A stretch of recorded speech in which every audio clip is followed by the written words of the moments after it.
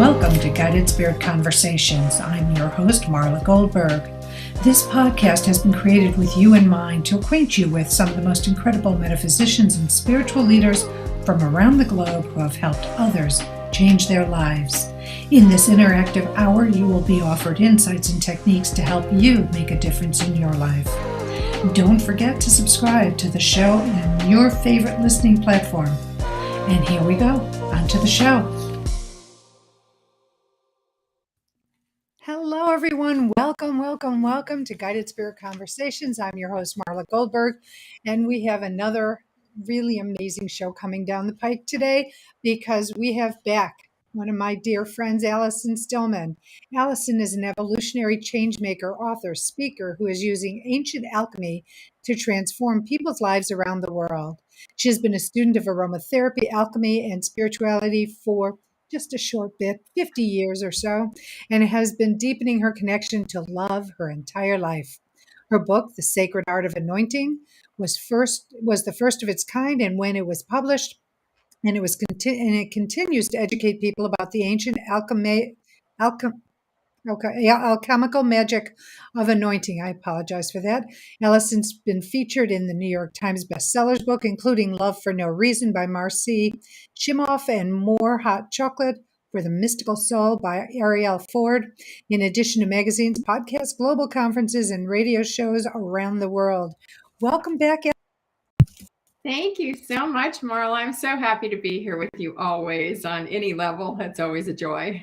Oh, so happy to have you back. It's been a minute, so let's find out what you've been up to since you've last been on the show. So, gosh, there's been a lot of change in my life, and I'm sure that's true with everybody that's listening in. I think we're in the time of evolutionary change for each and every one of us. And I always like to think of this time as being a time of re-evolution. And so we're being asked to come into this place of really evolving ourselves. And so you can't do that without radical change. So I've moved around quite a bit since we have last communicated, at least through this venue. And I've just recently returned from a 2-week trip swimming with wild dolphins. And so there's been a lot happening and changing in my life. And I'm just in this place of being emptied out in the moment and allowing for what is and what wants to be and what's coming and manifesting through me. So that's in a nutshell. I love that. So you have a new, when I was announcing you, Evolutionary Change-Maker, a new title. What is an Evolutionary Change-Maker? Let's tell everybody what that is. So I've always known that my mission on earth is to raise the frequency of love. And I have done that through so many different things. I've worked in the corporate world, been in health and wellness, as you said, for a very long time, studying aromatherapy for 50 years and done a lot of different things. Always had my hand in the world of consciousness and awakening consciousness. And through the anointing work that I've done and the coaching that I've done with that, I've found that anointing with essential oils is by far and away the most powerful way to awaken consciousness in people. And so I've kind of been a catalyst for bringing that back into the world and introducing it and teaching it and sharing it with my clients and students.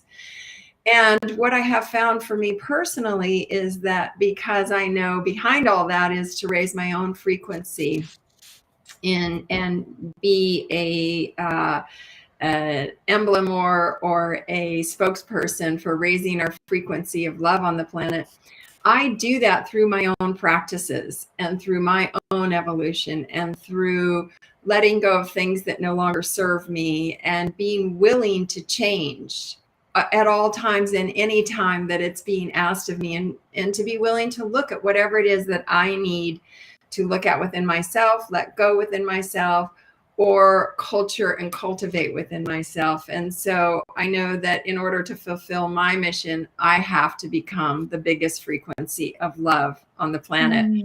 And so that's what I bring to others. I know that through this own personal journey that I've been on, I've created a pathway to help others to raise the frequency of love within themselves. And through that, we change and grow and evolve. Yes, we do. Absolutely. And so I'm going to go back to the evolutionary change-maker. Does that also have to do with your environmental efforts? Absolutely. I don't think anything that I do is separate from that, because I want to leave everything, including the homes that I live in or the people that I work with, in a better place than when I found them. And so, of course, my biggest home is Mother Earth. And so I do whatever I can through the different organizations that I work with to bring awareness, to educate people about what's happening with the earth, to take, I will say, to take educational battles to the Senate and the House, and to work on shutting down pipelines and passing certain bills to protect the earth. And I've always done that. That's just been something, because I love being in nature. Nature restores me, it nurtures me, it educates me, it just cradles me in such a sweet softness. And so I want to do whatever I can to make her better as well. And she needs to get better. I mean, I have to say, the COVID, as bad as it was, and as many people as we've lost, Mother Nature started healing. And that is one of the biggest gifts that COVID has given us. I mean, because, I look at everything as a lesson, opportunity, or gift. And though there was a lot of negative stuff that happened with COVID, there is that beautiful gift that Mother Nature started healing itself. I'm sorry to say it's not staying that way, but it did have a little respite. And that year or 2 years that most people weren't traveling, and they weren't making that, what do they call it? The step, the footprint, that all plant life, animal life, water life, we're all able to heal and populate, and probably to have a nice reprieve from the stresses that humans put on the environment. Absolutely. I think that's a great lesson for all of us, because one, we get to see that the earth can regenerate and can take care of herself and can provide a more beautiful, hospitable environment for us. And it's interesting, knowing as much as I do through working with Climate Reality Project, we don't have a very long time to turn it around. And so we do indeed have to take proactive steps. And I think we as a species are hardwired to not change. And so one of the things that I think are great about great catalysts like COVID, or like the climate catastrophes that we're seeing around the world, is that it brings people to their knees and it shakes them out of their complacency. And so that hardwiring natural instinct to not change, to not grow, to not get out of our comfort zone or our boxes, if you will, gets shaken when these things happen, and it forces us to change. And that's where the growth comes from, that's where the awakening comes from, that's where the consciousness comes from, is from getting out of that static place. And yes, people don't want to change, even if they're living their most miserable life. It's like, oh no, I need to stay with the devil I know, because it's where their comfort is. But that's where also their frequency is. That's correct. They Yeah. live within that. Yeah, and it's interesting too, because we not only are hardwired with the neurons of our brain to stay the same, but we also have these deep subconscious programs and paradigms that we adopted when we were young. From 0 to 5, we borrow all the beliefs of how it is to be a human. And then events happen and we start building walls around it, and it stays buried in our subconscious, and we don't even know half the stuff's there. And then we operate from that subconscious belief or paradigm, and we wonder why we can't change, why things don't happen the way we want them to happen. It's because we are hardwired, one, in our brains, but also our subconscious is programmed to operate a certain way and believe a certain thing. And I've just become a Gigi. And it's so funny because I was talking about this and about raising the child. And, I in conversation, I don't tell anybody what to do, but we had the conversation about how these little babies in utero can hear what's going on. And so they start getting their tape recorder programming, the negative comments and situations and the energies that the mother is holding and the people who are around the mother. And when you give birth, how important it is to be uplifting and positive to the child. So that's what they receive, and not screaming and hollering and imprinting them with our stuff, allowing them. Absolutely. Yes, and congratulations. That's such a beautiful gift to be able to have that in your life. And I know you're experiencing that. Yeah. It's lovely. Since I never had a child of my own, I know it's like, how did I become a Gigi? But it's such a miracle. And just watching her, I could just sit and watch her all day long, because just watching how her expressions change, going, what's going on while you're dreaming? What are you dreaming about? Because obviously they can't talk. She's only Right. 5 months old. So it's like, oh my God. But the point is how we're programmed as individuals, and how that program tends to lead our life, unless we get some insight and decide this isn't what we want for ourselves and make the efforts to change. Absolutely. And it's so crucial. You're such a good influence for this baby, because it's all the way up to 5 years old. They're influenced by the people around them. And the little girl looks to the mom and to the grandmom and the women around and goes, oh, that's how you be a woman.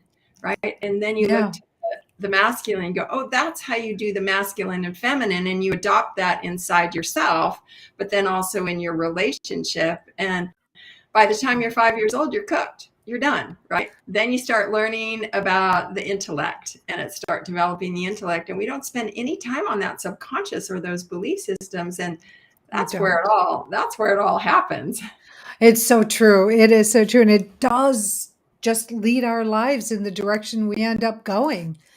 But we have choices, right? I mean, we can choose to continue to go down this road, even though it's not serving us well, Right, or we can, go down a different path and make a different effort and see if that isn't better for us. right. So Yes. it just works that way. Let's talk about anointing for a little bit, because many people, I mean, the alchemy, anointing, people in our realm absolutely understand. But if they're just starting on their path and they hear the word alchemy or anointing, and let's start with anointing, what exactly would that connotate for you to share with somebody just learning this vernacular?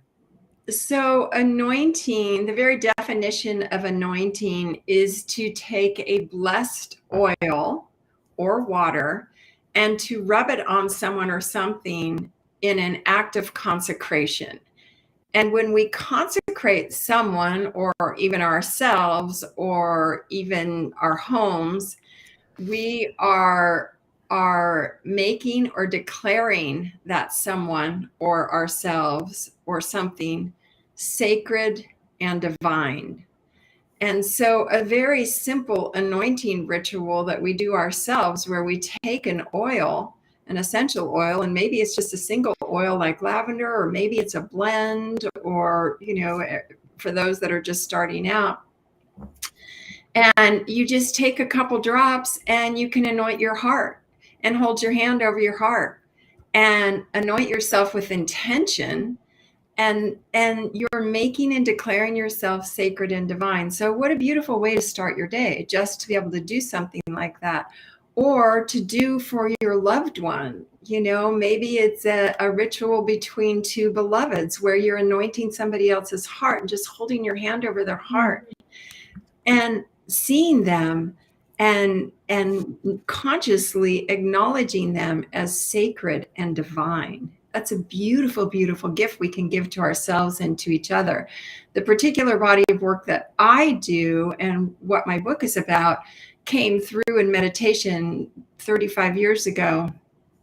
And it's based on the ancient ceremonial rites that the priestesses used to do in the temples of Egypt thousands and thousands of years ago. And those ancient rites are very complex and would be used in times of initiation or baptism or coronation. Kings and queens would come to be anointed before they were crowned, or last rites. And many of the sacraments in the religions today are based upon those ancient rituals and ceremonies of anointing.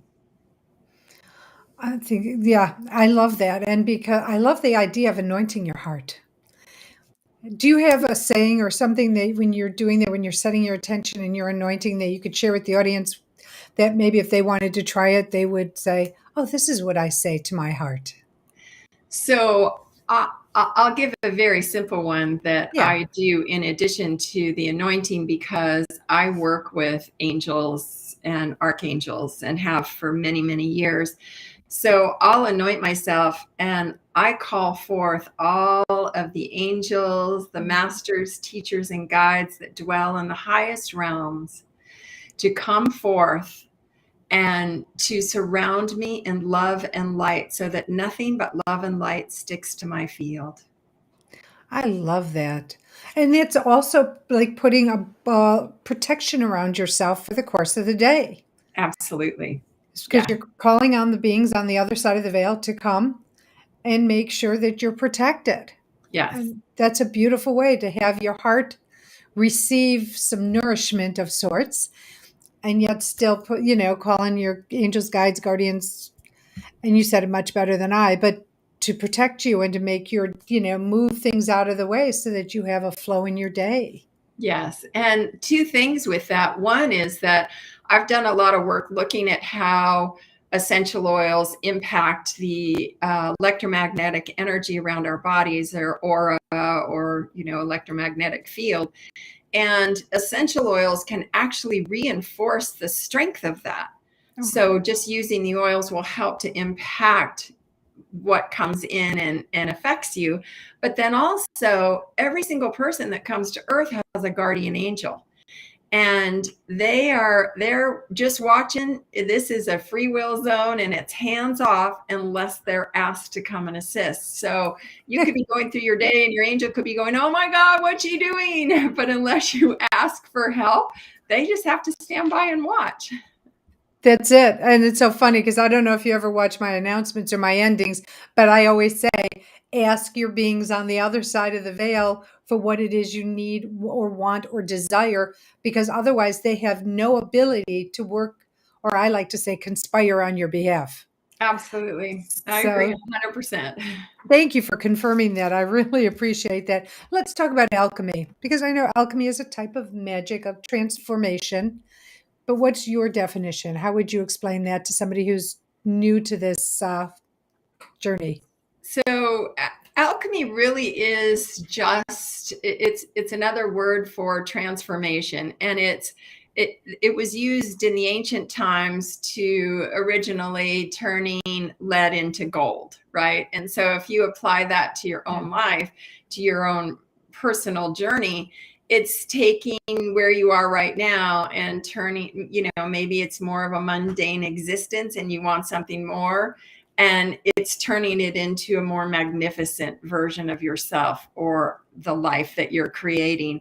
And I believe that there are a lot of tools that can create very strong positive changes in our lives and help us manifest the things that we want to do.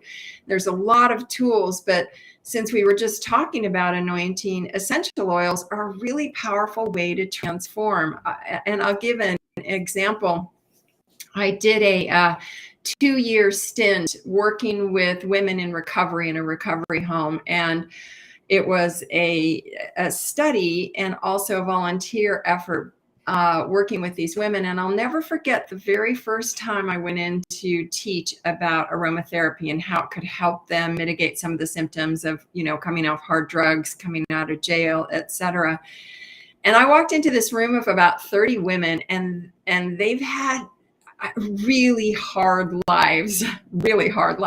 And a lot of them were very hardened and had their arms crossed, with their hoods up, kind of like, what are you going to do for me? Right? Yeah.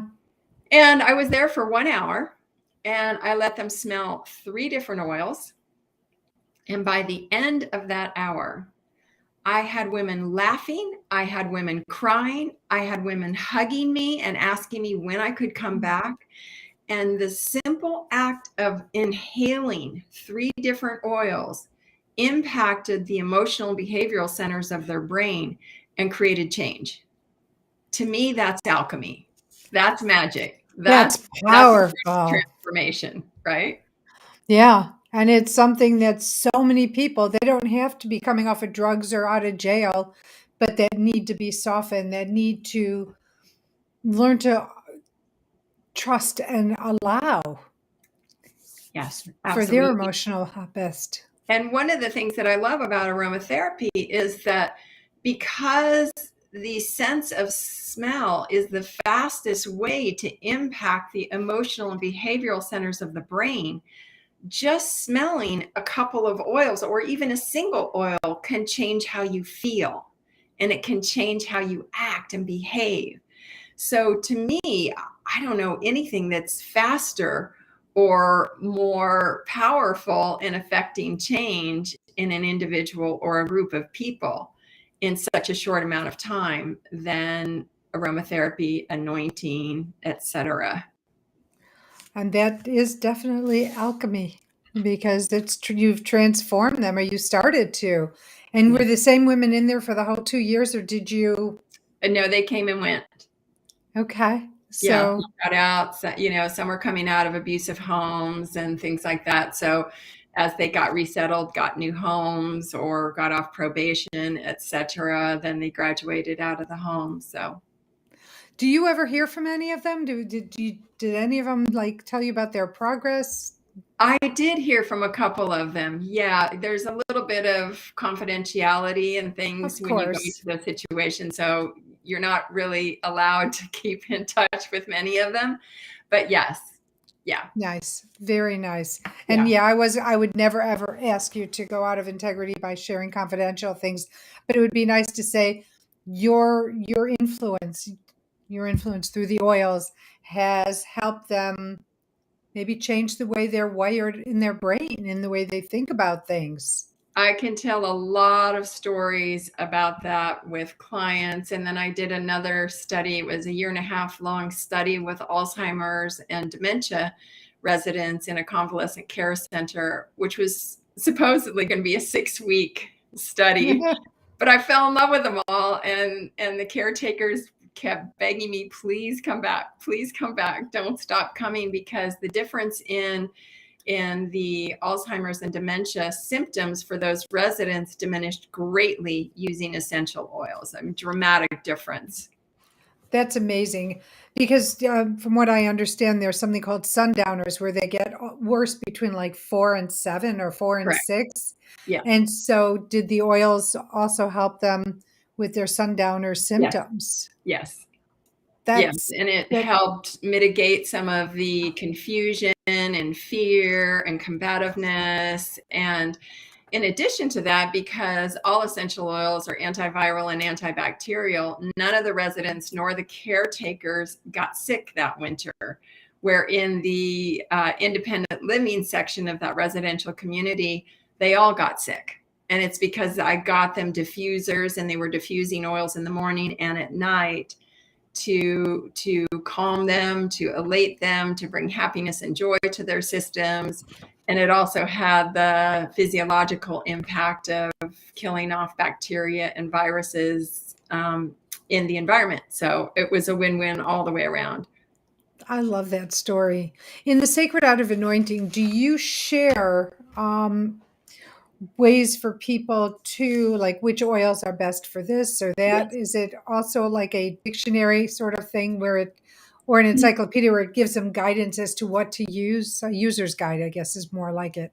It's a little bit more esoteric than that. There are a lot of books out there about here's lavender, Lavandula gustifolia, here's where it's grown, here's how it's grown, here's how many drops. There's a lot of books out there about that. I think those are more reference books.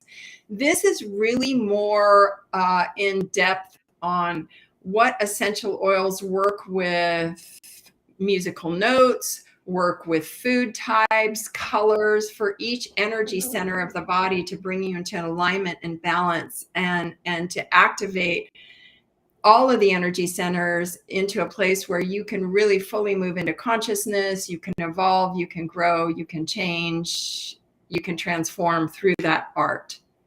Nice.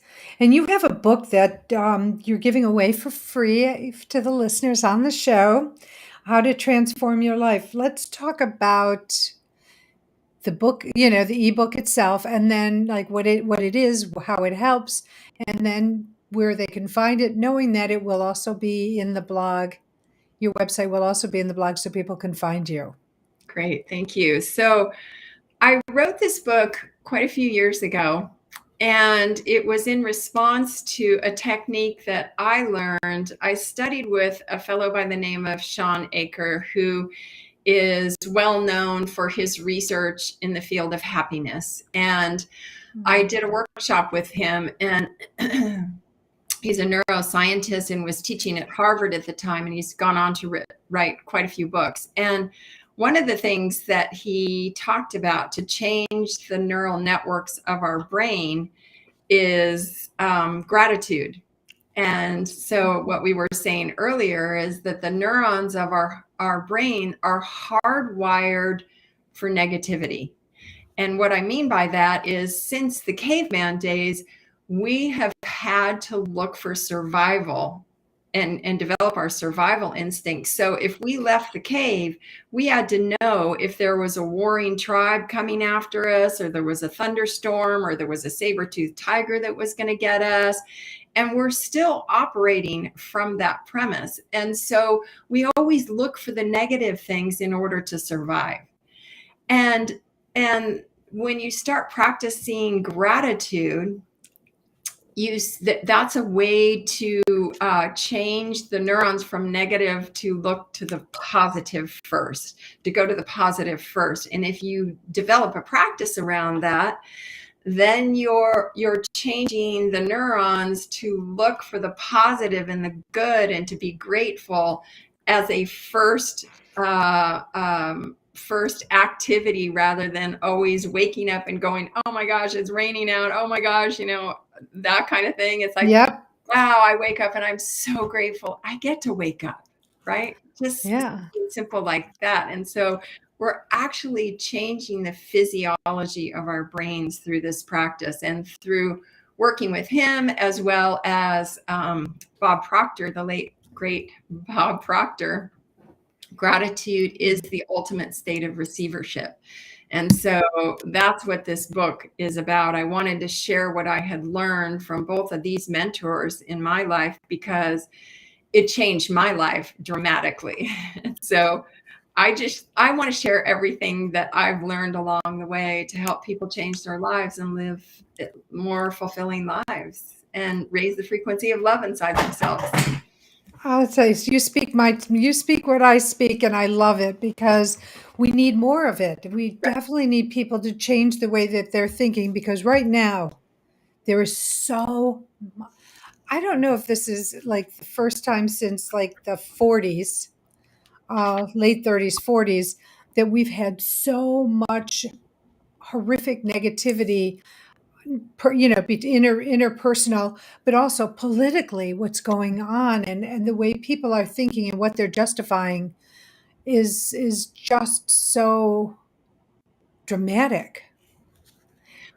I think, it's what we were saying a little bit earlier, that always these kinds of events create a wellspring of change inside of us. We'll get to the point where we can't take it anymore, and we will take action to change it, and that happens on an individual level. But I think right now it's also happening on a collective level, that when enough of us say, no, this does not work anymore, and we take action to make change, we can create positive outcomes. And I think it sometimes, I've watched in the climate crisis where, let's say, for example, there was a tornado here right after I had moved to Nashville, and it devastated an entire community. And when people lose things like that, the community gathers together and they donate and they offer their homes up and they donate money and they donate clothes and household items and help them rebuild.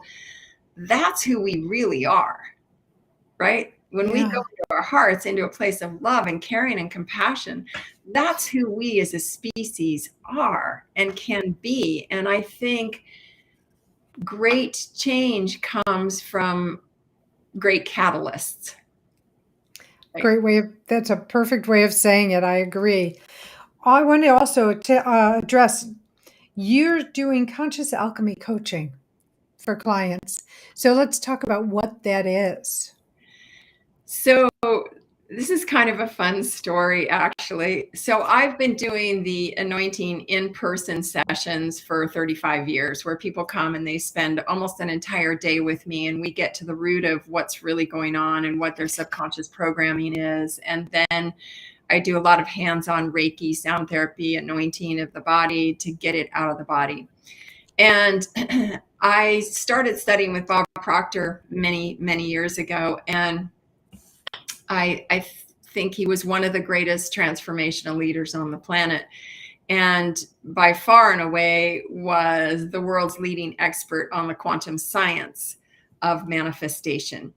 And it was the first or second workshop that I was doing with him and his techniques. And I was, oh my gosh, this is so powerful. It's so amazing. If he only combined essential oils with this work, oh my gosh, you could change the mind, the brain, the behavior, and you could change the subconscious, and it would be a whole package, right? The next workshop I went to, I have got to tell them about the aromatherapy piece. It would be so amazing, be such a complete system, and people could get results so quickly. And of course, I got a photo with him, but not a chance to actually tell him this. And so I think it was probably the fourth workshop I did with him. Again, I was like, oh my gosh, he has to know about this. And Spirit said, he's not supposed to do it. You are. And I was like, oh. And that's how conscious alchemy coaching sessions came into existence. It's taking the work that I do with the anointing, and it's also combining the work that I learned from him, and I brought it all online. And so now I see clients, because I have a lot of clients that are international and they can't always get to me for a session. So I brought it online and we incorporated the different techniques. And so it's generally one session, right? Which, it's obviously not about the revenue for me. But I've gotten really skilled at taking people down to core issues. It's like, oh, well, let's talk about this. Oh, well, what happened then? And we can get to the core issue, and then we can apply the different techniques to change those programs and reestablish new programs. And then with the work with the aromatherapy piece, because I always create a custom blend for my clients and send it off wherever they are, then you can work on the neurons of the brain, the emotional and behavioral centers, but also the long-term memory center. You can establish new long-term memory as a result of combining those two things. So that's kind of what it is. I love that. I think a lot of people can use the long-term memory thing because they forget. So you keep repeating the same things over and over again because they forget. Yeah. So,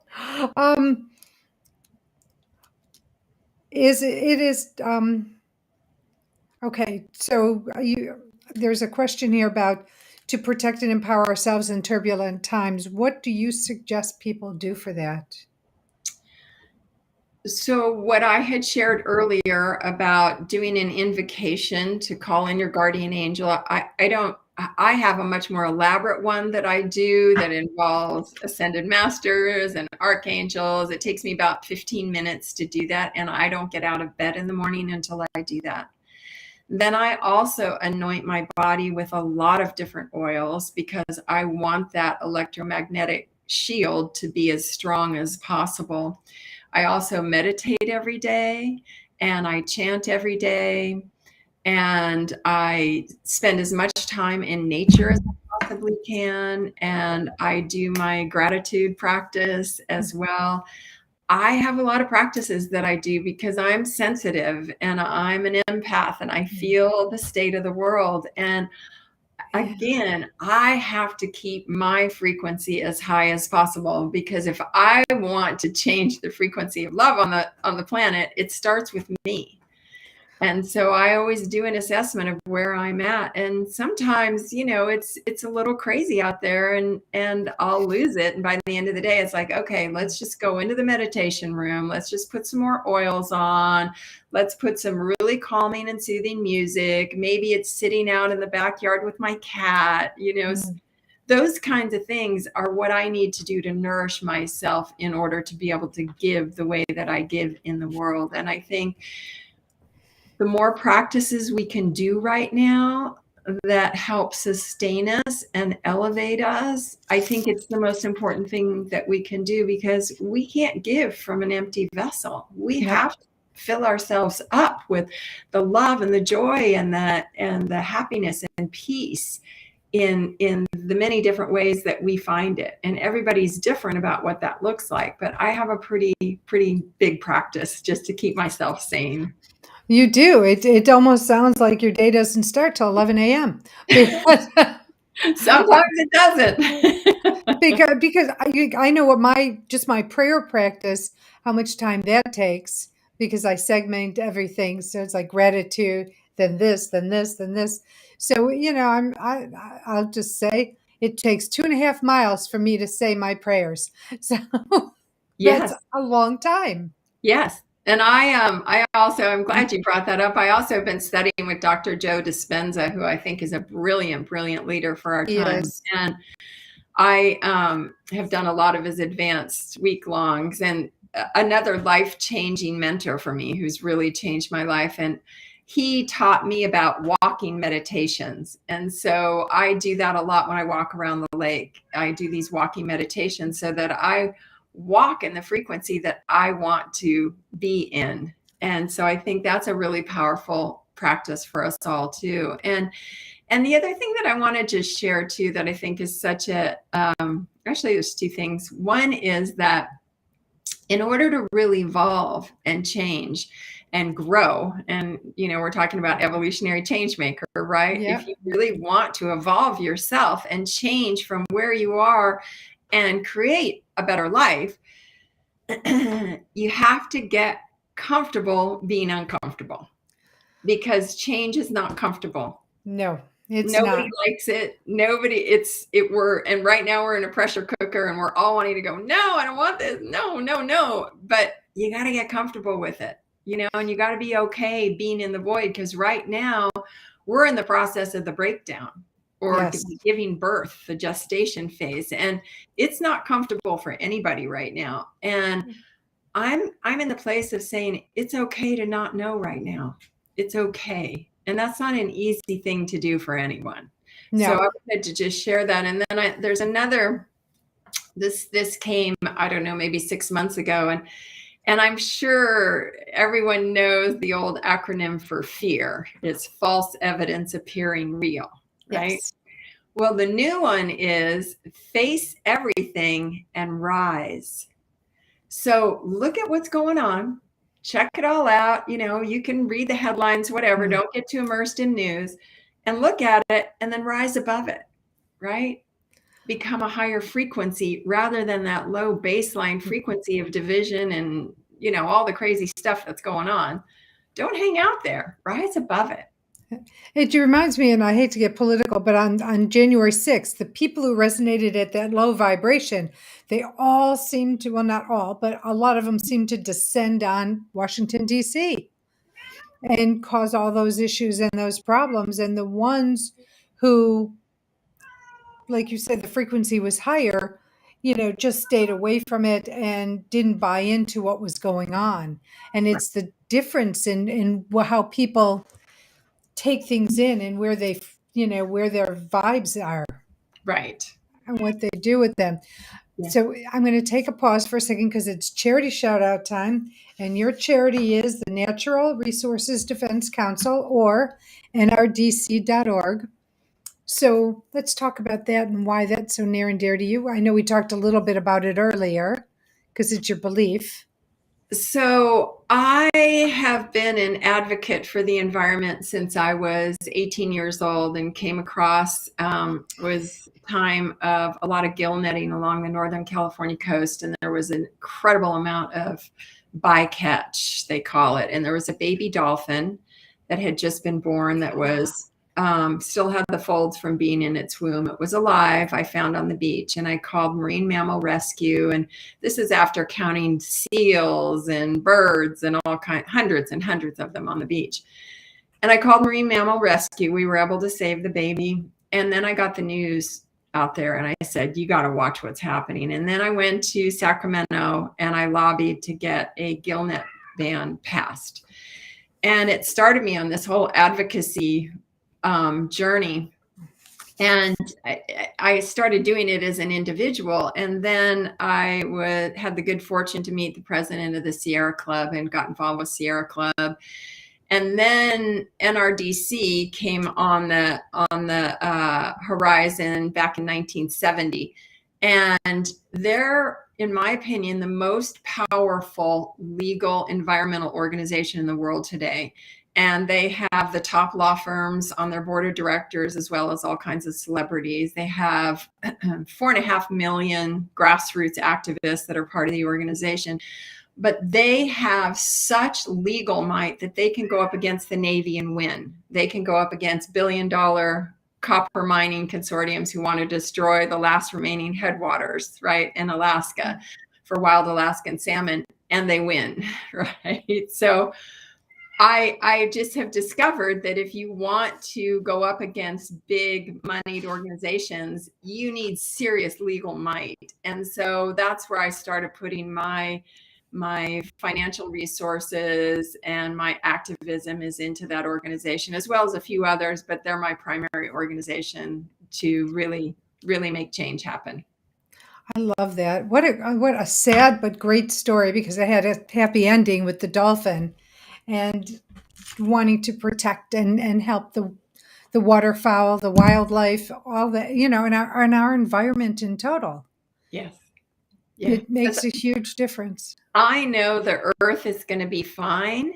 She'll regenerate. I'm not so sure about our species, the human species. And so I think it's time for us to really start caring for the earth, because she's what keeps us all alive, right? And our food and water, if we don't have that, we're not going to survive. And so we all need to change our ways, and I do what I can as well. And we all need to make the difference individually and then collectively, so that we can continue to survive on this planet.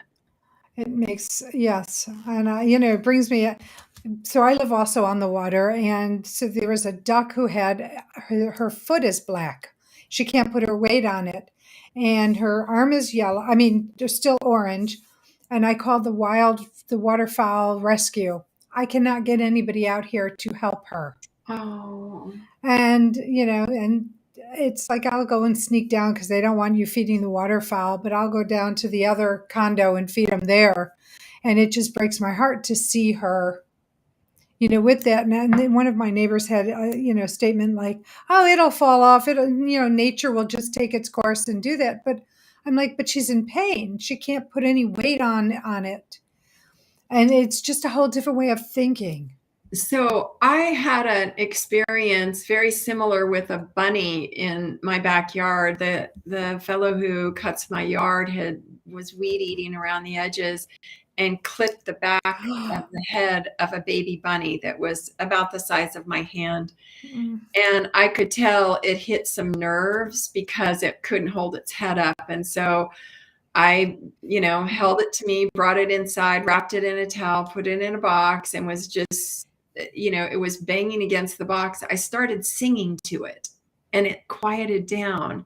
Oh. And then I started calling all the rescues. Well, they're all full and nobody would take the bunnies. So then I started calling veterinary hospitals to find a compassionate veterinary hospital because they said, oh, the bunny's not going to make it, and if it's still alive in the morning, then find a vet who could euthanize it. Like, I'm not going to let it suffer all night long, So I finally found an emergency vet and they said, yeah, bring it in. It's, the nerve damage, it won't recover. Bunnies don't recover from that. So I took the bunny in and they took it immediately, even though there was a room full of people in there. And when I went to go pay, they said, no, this is for the bunny. And they took Okay, the bunny. this is bringing tears to my eyes. I'm just, my heart is just, I'm so empathic about and empathetic about these situations, and it just hurts my heart. Yeah. But thank goodness for people like that veterinary and hospital that said, bring her in, bring the So bunny there in. might be someone like that for the duck. Yeah, well, I should probably go, do more. No But should, but there's only 24 hours in a day. right. But it's possible that there's someone out there that can help. It would be. I know that where I live, there's a private bird sanctuary nearby. I just don't know where it is. Yeah. But that's another topic. Let's keep talking about you. So if you're interested in helping the NRDC, please reach out to the nrdc.org. See how you can help.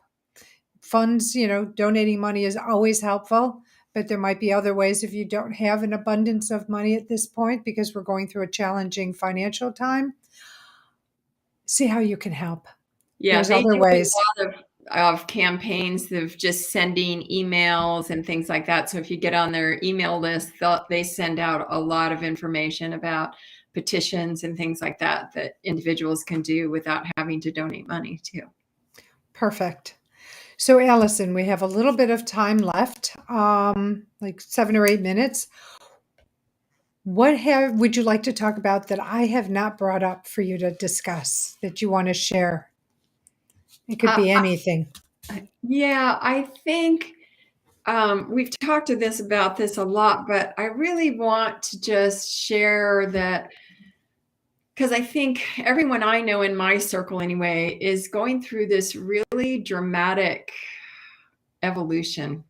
And I really say that because the last 6 months have not been easy on me in my life. I have gone through a lot of physical challenges, a lot of spiritual challenges, and I know it's part of a greater collective challenge that we're all going through right now. And so I really want to encourage people to reach out to the people that they love, to strengthen those relationships, and to know that we're all doing this together. I have a beautiful life. I'm really grateful. I get to do amazing things, and I'm grateful for all of that. And yet I'm still being impacted by what we're all going through right now in this next evolution. We're leaving an era or an epoch, and we are leaving at age. If you look at it from an astrological point of view, we're leaving the age of Pisces and moving into the age of Aquarius. So we're moving from the dark ages and we're moving into a more visionary time in the world, and a time of humanitarianism. We're not there yet.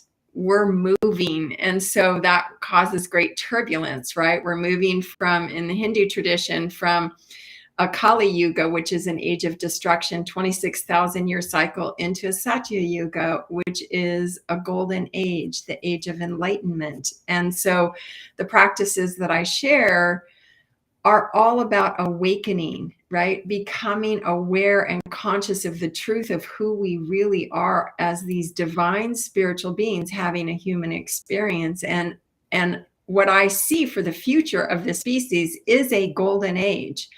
I don't know if it's going to happen on this planet or not, or when it's going to happen, but I see that. And so I focus on that, of where we're going, not what we're going through right now, because it's a painful time for everyone. And so if that could be just a spark of light on the horizon for you and for all your listeners, focus on that. Let's put our attention on that, because that's what we'll create. As we know, what we focus on grows, right? Right. So let's focus on the positive shifts and put away the negative. And well, it's just like when you meditate, right? You raise the frequency, and one person meditating raises the vibration of what, 72 people, Right. something like that. So anything you do individually, because many people feel, in my opinion, that they think that the world is too vast and that they're like a little grain of sand on all the beaches, which is pretty minute. But really, we are much more powerful than that. We seem small in stature, but we're very powerful in our abilities energetically and what we can do to help lift our feelings, our emotions, lift our energy and our vibration, our frequency. Makes a huge difference. We can all collaborate in that. And we're all in this together. And so knowing that, keeping that foremost in your mind, it's great consolation, especially after the last 2 years where we're all so isolated, but we're still all connected. I love what quantum physics has discovered, that what Stephen Hawking called the living mind of God is this electromagnetic field that exists everywhere in everything, and it keeps us all connected. And knowing that we're all doing this together, we're giving birth to this new era together, there's great consolation in that. There is. And you might need, I'm just going to put this out there to the listeners, but I know I need to sit in hearing the consolation and all the stuff we're going through. But when you sit in it again, you can find that there's an opportunity, gift, lesson, or a combination of in anything you're doing. So if you look for the positive side, because we have choice, power of choice. You can go negative. You can sit there and get sucked into that negative, cesspool, but you don't have to. You do have the free will and the ability to turn it around and to be more positive so that you can bring more positive experiences into your world. And that the ebook that I have on my website, when people sign up, they'll get that access to that. That is one simple little thing that you can do every single day that'll change how your brain is hardwired and let you look for the positive first, as opposed to looking for the negative first. Exactly. Let's go against what we're comfortable in and do things that we will become comfortable in. Because here's the thing, you could sit in the discomfort, but if you are active in the discomfort, and I'm talking about actively changing it to the positive, all of a sudden that discomfort you're sitting in will feel like you're sitting on a cushion of feathers and whatever else could be, cotton candy, whatever else could be soft under your butt. Right.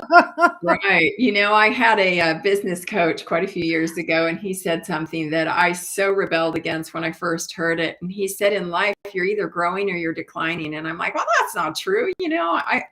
I'm sitting really pretty right now, and that's fine. And he said, you go outside and you look at a plant, it's never static. So you're either growing and evolving, or you're declining, which means that you're just heading out the door on your way to death, right?